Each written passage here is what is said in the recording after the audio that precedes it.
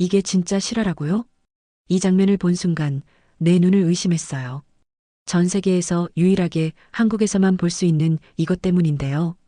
평생 건축을 연구해온 미국 전문가조차 도저히 믿을 수 없었던 한국의 놀라운 기술을 직접 목격한 순간 그는 충격을 넘어서 스스로를 의심하기 시작했죠. 이건 말도 안 돼. 과연 그가 한국에서 경험한 이것은 무엇이었을까요? 오늘 미국 건축 전문가가 한국에서 겪은 가장 충격적인 순간을 공개합니다. 그 전에 잠깐 구독과 좋아요 눌러주시면 영상 제작에 큰 힘이 됩니다. 그럼 바로 시작하겠습니다. 미국에서 30년 넘게 건축 설계를 해온 데이비드 콜먼의 이야기입니다. 그는 고층 빌딩부터 고급 주택, 상업용 건물까지 다양한 프로젝트를 담당해온 베테랑 건축가예요. 최근 그는 믿을 수 없는 경험을 했습니다. 그의 친구이자 한국에서 건설업을 하는 김 대표가 한국의 건축 공법을 직접 보러 오라고 초대한 것이었죠. 한국 아파트 건축 방식은 내가 상상하는 것과 다를 거야. 김 대표는 자신만만하게 말했습니다. 데이비드는 의아했습니다. 자신은 건축업계에서 잔뼈가 굵은 사람입니다. 전 세계 다양한 건축 기술을 접했고 미국의 고층 건물들은 세계 최고 수준이라 자부합니다. 그런 그에게 한국의 건축 공법이 다르다라니 도대체 무슨 의미일까요? 궁금함을 참지 못한 그는 비행기 티켓을 끊고 한국으로 향했습니다. 공사 현장에서 본 첫 번째 충격. 서울 강남 한복판에 초고층 아파트가 올라가는 한 건설 현장에 도착한 데이비드는 처음부터 당황했습니다. 이건 뭐죠? 미국과는 전혀 다른 방식으로 건설이 진행되고 있었던 겁니다. 미국에서는 철골 구조를 많이 사용합니다. 강철 프레임을 세우고 콘크리트를 부어 건물을 짓는 방식이죠. 하지만 한국에서는 완전히 다른 공법을 사용하고 있었습니다. 거대한 콘크리트 덩어리가 기둥처럼 세워져 있었고 벽돌이 아닌 콘크리트 벽이 주요 구조를 이루고 있었습니다. 미국에서 흔히 볼 수 있는 나무 프레임이나 스틸빔이 보이지 않았죠. 잠깐만요. 이건 철골 구조가 아니잖아요? 데이비드는 한국의 건축 방식이 철근 콘크리트 구조라는 사실을 처음 접하게 됐습니다. 건물 자체가 콘크리트로 이루어져 있고 내벽까지 모두 콘크리트로 구성된다는 점이 그에게는 너무도 생소했죠. 미국에선 이런 방식으로 건물을 짓지 않아요. 이렇게 하면 비용이 엄청나게 들 텐데요. 하지만 한국에서는 이 방식이 가장 일반적이었습니다. 심지어 모든 아파트가 이런 방식으로 지어진다고 했죠. 그는 이해할 수 없었습니다. 미국에서는 경량 목조 구조나 철골 구조를 사용하는 경우가 많고 특히 주택 건축에서는 나무 프레임이 보편적입니다. 콘크리트는 일반적으로 상업용 건물에서나 사용하는데 한국에서는 아파트에까지 콘크리트를 사용한다니. 이거 정말 사실인가요? 그의 머릿속은 혼란스러웠습니다. 하지만 이건 시작에 불과했습니다. 그가 본 것 중 가장 놀라운 것은 바로 다음 순간이었죠. 데이비드는 여전히 머릿속이 복잡했습니다. 철골 구조가 아닌 철근 콘크리트 벽식 구조로 아파트를 짓는다는 것만으로도 충격이었죠. 그런데 또 다른 믿기 힘든 사실을 들었습니다. 이 아파트 한 동을 짓는데 몇 년 정도 걸릴까요? 그는 김 대표에게 물었습니다. 미국에서 고층 아파트를 짓는다면 최소 23년은 걸립니다. 설계부터 인허가 과정까지 시간이 오래 걸릴 뿐더러 건축 공정도 복잡하기 때문이죠. 하지만 김 대표는 웃으며 대답했습니다. 3개월이면 골조가 올라가죠. 뭐라고요? 미국 건설 현장과 전혀 다른 속도였죠. 미국에서는 건축 기간이 상대적으로 깁니다. 특히 목조주택을 짓는 경우에도 최소 6개월, 고층 건물은 2년 이상 걸리는 것이 일반적이죠. 하지만 한국은 달랐습니다. 건설 현장에서는 하루에도 몇 층씩 올라가는 모습을 볼 수 있었죠. 데이비드는 직접 눈으로 확인하기 위해 공사 현장을 다시 돌아다녔습니다. 그가 본 광경은 믿기 어려웠습니다. 건설 노동자들이 콘크리트를 거푸집 포머크에 붓고 하루 만에 단단하게 굳는 모습이었습니다. 이후 거푸집을 제거하면 완벽한 벽이 형성되어 있었죠. 콘크리트가 이렇게 빨리 굳는다고요? 그는 깜짝 놀랐습니다. 미국에서는 콘크리트를 붓고 나면 최소 7일에서 28일까지 양생 굳히는 과정이 필요합니다. 그런데 한국에서는 하루 만에 다음 층 공사로 넘어가고 있었습니다. 비결은 플랫폼 공법. 그는 건설 기술자에게 질문했습니다. 대체 어떻게 이렇게 빨리 공사를 진행할 수 있는 거죠? 기술자는 자신있게 대답했습니다. 우리는 알루미늄 거푸집 공법을 사용하기 때문에 가능합니다. 이 공법은 거푸집을 빠르게 조립하고 해체할 수 있도록 설계된 방식이었죠. 미국의 전통적인 나무 거푸집보다 훨씬 가볍고 정확도가 높았습니다. 그래서 하루 만에 한 층씩 올릴 수 있는 거군요. 그는 연신 감탄했습니다. 게다가 한국에서는 건설 노동자들이 숙련되어 있어 하루 만에 거푸집을 설치하고 철근을 개치하며 다음 날 바로 콘크리트를 부을 수 있는 시스템이 구축되어 있었습니다. 이런 방식이라면 공사 속도가 빠를 수밖에 없네요. 그제야 그는 김 대표가 말한 3개월 만에 골조가 완성된다는 말을 이해할 수 있었습니다. 하지만 데이비드가 놀란 것은 이게 전부가 아니었습니다. 그가 가장 충격받은 것은 바로 내부 인테리어 공정이었죠. 데이비드는 여전히 놀라움을 감추지 못하고 있었습니다. 3개월 만에 골조가 올라간다는 것도 믿기 어려웠지만 이번에는 더 황당한 이야기를 들었습니다. 한국 아파트에서는 벽을 움직일 수 있다니까요. 뭐라고요? 미국에서는 집을 설계할 때 벽은 거의 고정되어 있습니다. 특히 구조를 지탱하는 주요 벽체는 건축 과정에서 한번 정해지면 절대 바꿀 수 없는 것이 일반적이죠. 그런데 한국 아파트에서는 벽을 마음대로 이동할 수 있다니 대체 어떻게 그런 게 가능하죠? 그의 궁금증을 해결하기 위해 김 대표는 한 모델하우스로 데려갔습니다. 그리고 그곳에서 데이비드는 또 한 번 충격을 받았습니다. 벽을 설치하는 한국의 건축 방식이었죠. 데이비드는 내부 구조를 유심히 살폈습니다. 그리고 이해할 수 없었습니다. 이게 벽이 아니라고요? 한국 아파트의 벽 중 상당수는 비내력 벽이라는 개념으로 만들어집니다. 즉, 건물의 하중을 지탱하는 역할을 하지 않고 단순히 공간을 구분하는 역할만 하는 벽이죠. 그러니까 원하는 대로 벽을 설치하고 필요하면 없앨 수도 있다는 거군요. 김 대표는 고개를 끄덕였습니다. 맞아요. 입주자가 원하는 대로 구조를 바꿀 수 있도록 설계된 거죠. 이런 방식은 미국에서는 거의 볼 수 없는 개념입니다. 미국에서는 나무 프레임이나 철골로 골조를 만들기 때문에 구조를 변경하려면 대대적인 공사가 필요합니다. 하지만 한국의 벽식 구조는 애초에 내부 벽을 쉽게 변경할 수 있도록 설계되어 있었습니다. 예를 들어 방을 하나 더 만들고 싶으면 새로운 벽을 추가하면 되고 거실을 더 넓게 쓰고 싶다면 벽을 제거하면 되죠. 이게 가능하다니. 미국에서는 생각도 못 해봤어요. 변화에 강한 한국식 건축 구조에 대해 김 대표는 설명을 덧붙였습니다. 한국 아파트는 라이프 스타일 변화에 맞춰서 내부 구조를 쉽게 바꿀 수 있도록 설계돼 있어요. 자녀가 어릴 때는 방을 작게 나눠 쓰고 다 크면 벽을 제거해서 넓게 쓰는 식이죠. 데이비드는 고개를 끄덕였습니다. 이 방식이라면 같은 아파트라도 입주자의 필요에 따라 얼마든지 맞춤형 공간으로 변화할 수 있는 것이었습니다. 그런데 더 놀라운 것은 이뿐만이 아니었습니다. 데이비드는 한국의 건축 공법에 놀라는 것도 지쳐갈 지경이었습니다. 하지만 그의 충격은 아직 끝나지 않았습니다. 모델하우스를 둘러보던 중 그는 바닥을 밟고는 순간적으로 멈춰 섰습니다. 바닥이 따뜻한데요? 김 대표가 웃으며 대답했습니다. 그렇죠? 한국의 집은 바닥 난방이 기본입니다. 잠깐만요. 바닥이 따뜻하다고요? 이거 어떻게 된 거죠? 미국에서는 난방 방식이 완전히 다릅니다. 대부분의 집은 공기 난방 포스트 에어 시스템을 사용합니다. 보일러가 뜨거운 공기를 만들어 덕트를 통해 각 방으로 보내는 방식이죠. 그런데 한국에서는 방마다 바닥이 따뜻했습니다. 이거 어떻게 된 거죠? 바닥에 히터가 깔려 있는 건가요? 김 대표는 고개를 저으며 설명했습니다. 아니요. 바닥 아래에 온수를 순환시키는 온돌 난방 시스템이 있는 거예요. 한국식 온돌 난방의 원리는 간단하면서도 효과적입니다. 바닥 아래 배관을 설치하고 보일러를 가동하면 따뜻한 물이 배관을 따라 흐르면서 바닥을 데우는 방식이죠. 바닥이 따뜻해지면 자연스럽게 실내 공기도 따뜻해집니다. 데이비드는 믿기 어려운 듯 바닥을 손으로 만져보았습니다. 와, 이렇게 균일하게 따뜻하다니. 미국에서는 히터를 틀면 공기가 뜨거워지긴 하지만 이렇게 바닥이 따뜻하진 않아요. 그가 가장 놀란 점은 공기질이었습니다.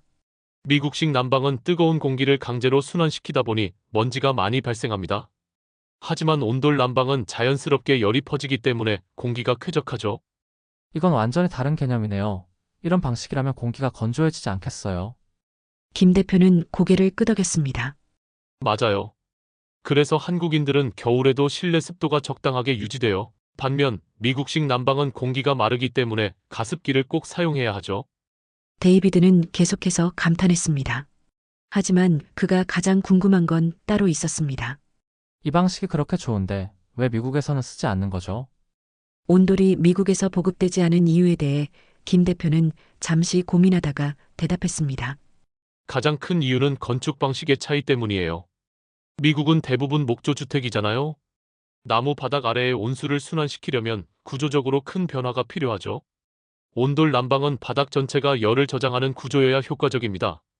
하지만 미국의 목조 건축은 바닥이 상대적으로 가볍고 공기가 통하는 구조라서 온돌 시스템을 적용하기가 어렵죠. 그래서 미국에서는 온돌이 아닌 공기 난방을 선택한 거군요. 김 대표는 고개를 끄덕였습니다. 네, 하지만 최근에는 일부 고급 주택에서 라디언트 히팅이라는 이름으로 바닥 난방을 도입하고 있어요. 다만 한국처럼 아파트 전반에 적용되는 수준은 아니죠. 데이비드는 다시 한번 한국 건축 기술의 우수성을 깨닫게 되었습니다. 그는 말했습니다. 이런 난방 방식이라면 겨울에도 실내에서 양말을 신을 필요가 없겠네요. 김 대표가 웃으며 답했습니다. 맞아요. 한국 사람들은 겨울에도 실내에서 맨발로 다닙니다. 데이비드는 다시 한번 바닥을 내려다보며 감탄했습니다. 그는 미국으로 돌아가면 이 온돌 시스템을 적극적으로 연구해봐야겠다고 다짐했습니다. 데이비드는 한국 아파트의 구조와 난방 방식에 연신 감탄하고 있었습니다. 하지만 이번에는 또 다른 궁금증이 생겼습니다.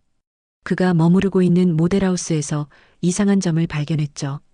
이상하네요. 이렇게 큰 건물인데 다른 집에서 나는 소리가 전혀 들리지 않아요. 미국의 아파트는 벽이 얇은 경우가 많고 특히 목조 건물은 방음이 취약합니다. 이웃집에서 나는 대화 소리나 음악 소리가 그대로 들릴 때도 많죠. 그런데 한국 아파트는 너무나 조용했습니다. 이건 어떻게 된 거죠? 일부러 방음제를 추가로 설치한 건가요? 김 대표가 웃으며 대답했습니다. 아니요, 한국의 아파트는 처음부터 방음을 고려해서 설계돼요. 데이비드는 고개를 갸우뚱하며 물었습니다. 어떻게 그렇게 할 수 있죠? 특별한 기술이 있는 건가요? 김 대표는 직접 설명을 시작했습니다. 한국의 아파트는 기본적으로 철근 콘크리트 구조입니다. 이것이 방음 성능을 높이는 가장 큰 이유였죠. 미국 아파트는 대부분 경량 목조 구조로 되어 있어 벽이 얇고 공기가 많이 통합니다. 하지만 한국 아파트는 기본 벽 두께만 해도 20에서 30cm에 달하는 경우가 많죠. 벽이 두껍고 밀도가 높은 콘크리트를 사용하기 때문에 자연스럽게 방음 효과가 뛰어나죠. 데이비드는 이해가 된 듯 고개를 끄덕였습니다. 그럼 천장 소음은 어떻게 해결하나요? 미국에서는 위층에서 걷기만 해도 소리가 다 들리는데요. 김 대표는 자신 있게 말했습니다. 그 부분도 신경 씁니다. 요즘 한국에서는 층간소음 저감 기술이 필수예요. 최근 한국에서는 층간 소음을 줄이기 위해 바닥 두께를 210 이상으로 늘리고 충격 흡수제를 추가하는 방식이 적용되고 있었습니다. 특히 최신 아파트에서는 바닥에 완충층을 추가해서 소음을 최소화하는 기술이 사용돼요. 미국에서는 방음이 좋은 아파트를 찾기가 쉽지 않습니다. 특히 나무로 지어진 아파트는 벽뿐만 아니라 천장도 얇아 위층에서 나는 소리가 그대로 전달되죠. 그래서 미국에서는 조용한 아파트를 원하면 비싼 콘크리트 건물을 찾아야 해요. 반면 한국에서는 방음 기술이 기본적으로 적용되어 있었습니다. 데이비드는 다시 한번 놀란 표정을 지으며 말했습니다. 그렇다면 한국 아파트에서는 이웃 간의 소음 문제가 거의 없겠네요. 김 대표가 고개를 저었습니다. 아쉽게도 그렇지는 않아요. 하지만 예전보다는 훨씬 나아졌죠. 최근에는 아파트마다 층간 소음 대책을 강화하고 있어서 앞으로는 더 개선될 겁니다. 데이비드는 이 모든 걸 종합하며 한국의 건축 수준이 얼마나 앞서 있는지를 깨닫고 있었습니다. 데이비드는 이제 웬만한 한국 건축 기술에는 놀라지 않으려고 했습니다. 하지만 이번엔 또다시 충격적인 광경을 마주하게 됐죠. 아파트 단지 내부를 둘러보던 중 김 대표가 엘리베이터를 가리키며 말했습니다.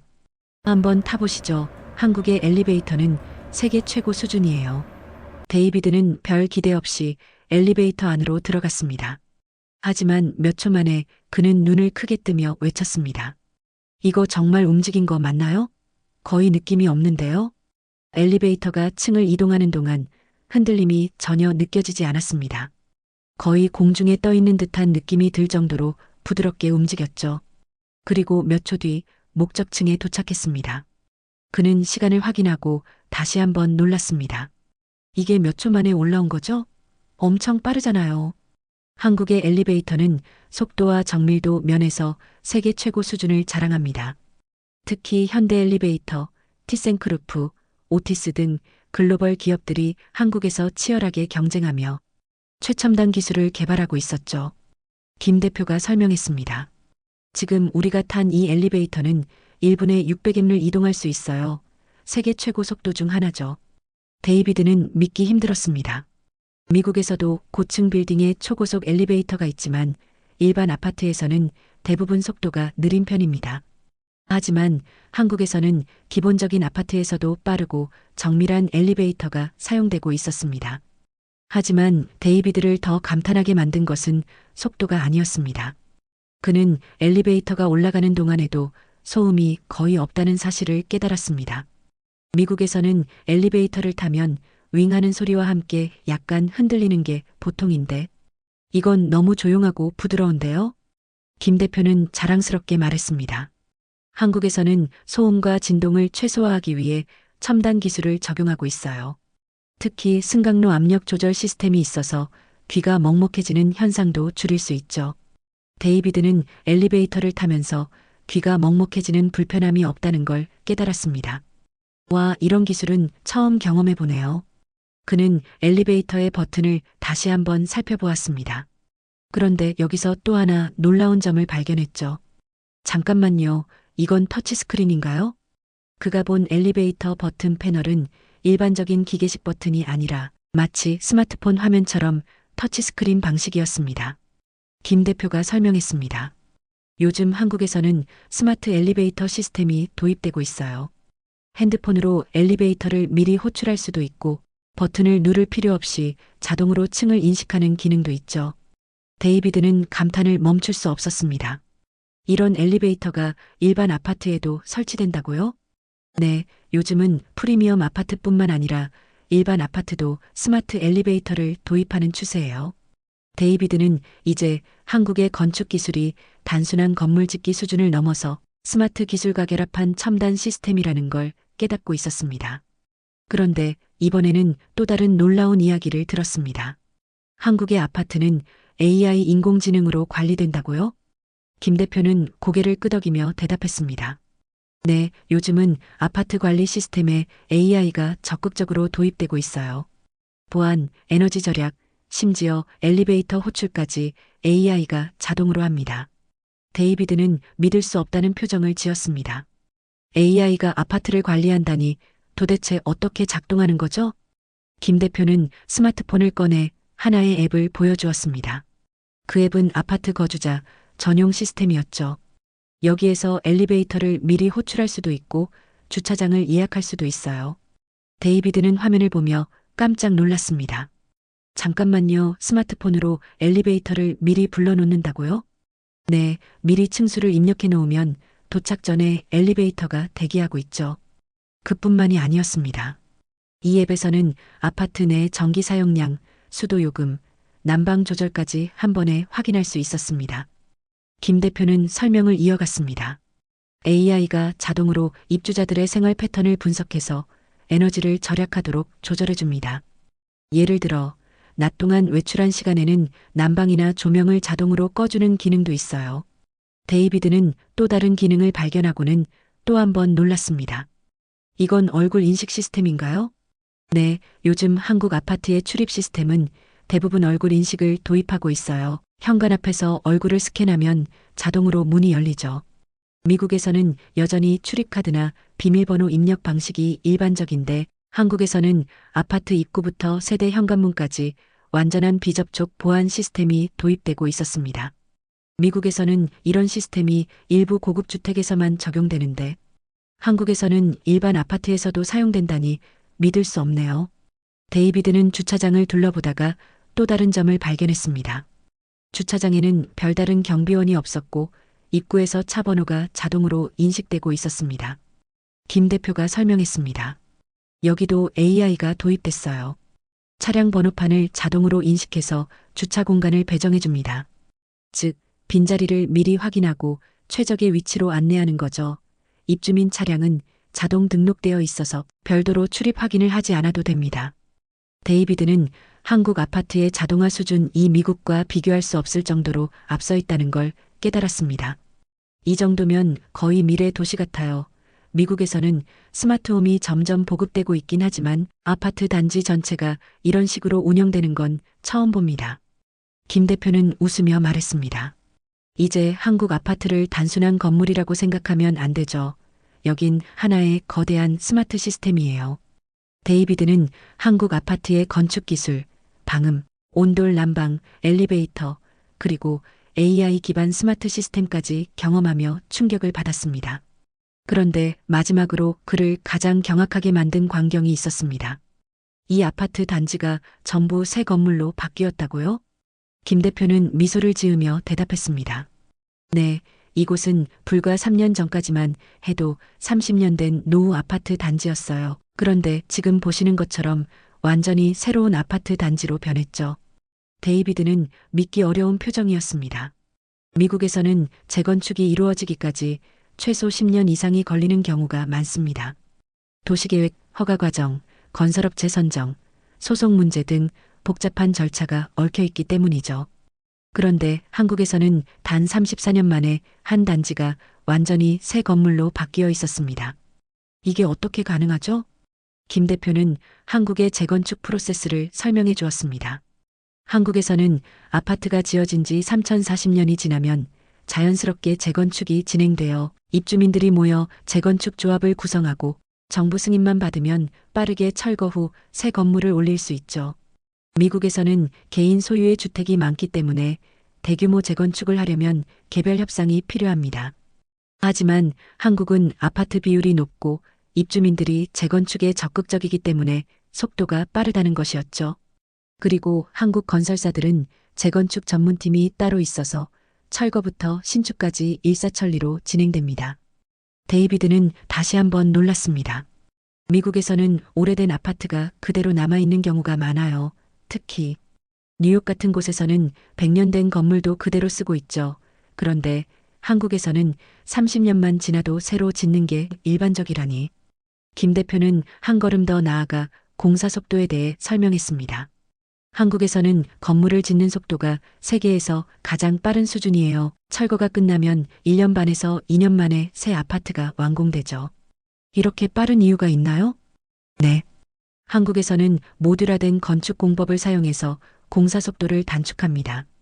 기본적으로 설계가 표준화되어 있고 거푸집 공법을 이용해 단기간에 고층 건물을 올릴 수 있어요. 미국에서는 한 건물을 짓는데 보통 35년이 걸리는 반면 한국에서는 같은 규모의 아파트 단지를 2년 안에 완성하는 것이 일반적이었습니다. 데이비드는 한숨을 내쉬며 말했습니다.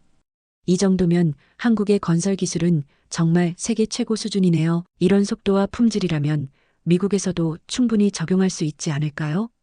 김 대표는 씩 웃으며 말했습니다. 미국에서는 한국 같은 아파트 재건축 시스템이 정착하기 어려울 거예요. 토지 소유 개념, 행정 절차, 그리고 건설 방식 자체가 다르니까요. 하지만 데이비드는 마음속으로 큰 변화를 느끼고 있었습니다. 미국의 건축업계도 한국의 기술과 시스템을 배우면 엄청난 혁신을 가져올 수 있을 것 같았죠. 그는 마지막으로 한국을 떠나기 전 이렇게 말했습니다. 나는 이제까지 미국이 건축 기술의 최전선에 있다고 생각했어요. 하지만 한국에서 직접 보고 나니 내가 알던 것보다 훨씬 더 발전된 기술이 있네요. 이제 한국이 세계 건축업계를 선도하는 나라가 될 수도 있겠어요. 김 대표가 웃으며 대답했습니다. 이미 그렇게 되고 있죠. 데이비드는 한국에서의 짧은 일정 동안 너무나도 많은 것을 배웠습니다. 그는 미국으로 돌아가는 비행기 안에서 생각에 잠겼습니다. 내가 알고 있던 건축 기준이 전부가 아니었구나. 그는 30년 동안 미국에서 건축 설계를 하며 자신이 꽤나 많은 것을 알고 있다고 생각했습니다. 하지만 한국에서 직접 경험한 건축 기술과 시스템은 그의 모든 상식을 뒤집어 버렸습니다. 이 모든 것을 경험한 그는 미국 건축업계에 강력한 메시지를 전달해야 한다고 느꼈습니다. 미국 건축업계는 한국에서 배워야 한다. 그는 자신의 건축회사 동료들에게 한국에서 경험한 것들을 전하기로 마음먹었습니다. 그리고 몇 주 후 그는 건축 컨퍼런스에서 강연을 하게 되었습니다. 그의 강연 제목은 한국 건축 공법이 미국에 줄 수 있는 교훈이었습니다. 그는 연단에 올라 이렇게 말했습니다. 우리는 늘 미국의 건축 기술의 최전선에 있다고 생각했습니다. 하지만 한국에서 직접 경험한 것들은 저의 모든 생각을 바꿔놓았습니다. 그들은 우리가 상상하지 못한 방식으로 건물을 짓고 있었습니다. 더 빠르고 더 튼튼하며 더 효율적으로, 그리고 그들의 시스템은 이미 스마트 기술과 결합해 미래를 향해 나아가고 있었습니다. 우리는 한국에서 배워야 합니다. 그들이 어떻게 빠르고 효율적으로 건축하는지, 어떻게 스마트 기술을 활용해 더 나은 주거 환경을 만드는지, 이제는 미국도 변해야 합니다. 강연이 끝난 후 수많은 건축업계 전문가들이 그에게 다가와 물었습니다. 정말 한국이 그렇게 앞서 있나요? 그들의 기술을 우리도 적용할 수 있을까요? 온돌 난방을 미국에서 도입할 방법은 없을까요? 데이비드는 자신 있게 대답했습니다. 미국이 변화를 원한다면 한국을 연구해야 합니다. 그들의 건축 방식이 이미 세계 최고 수준이라는 것을 인정해야 합니다. 그날 이후 그는 한국의 건축 기술을 연구하는 프로젝트를 시작했습니다. 한국에서 보고 배운 모든 것을 미국 건축업계에 적용할 방법을 찾기 위해서였죠. 몇 년 후 데이비드는 다시 한국을 방문했습니다. 그리고 그는 또 한 번 놀랐습니다. 벌써 새로운 기술이 도입됐다고요? 한국의 건축업계는 계속해서 발전하고 있었습니다. 그들은 AI뿐만 아니라 친환경 건축, 탄소 중립 아파트, 로봇 시공 기술까지 도입하고 있었습니다. 그는 한국의 건설 현장을 바라보며 이렇게 중얼거렸습니다. 이제 나는 확신합니다. 건축의 미래는 한국에서 시작될 것입니다. 그의 시선은 서울의 초고층 아파트 숲을 향하고 있었습니다.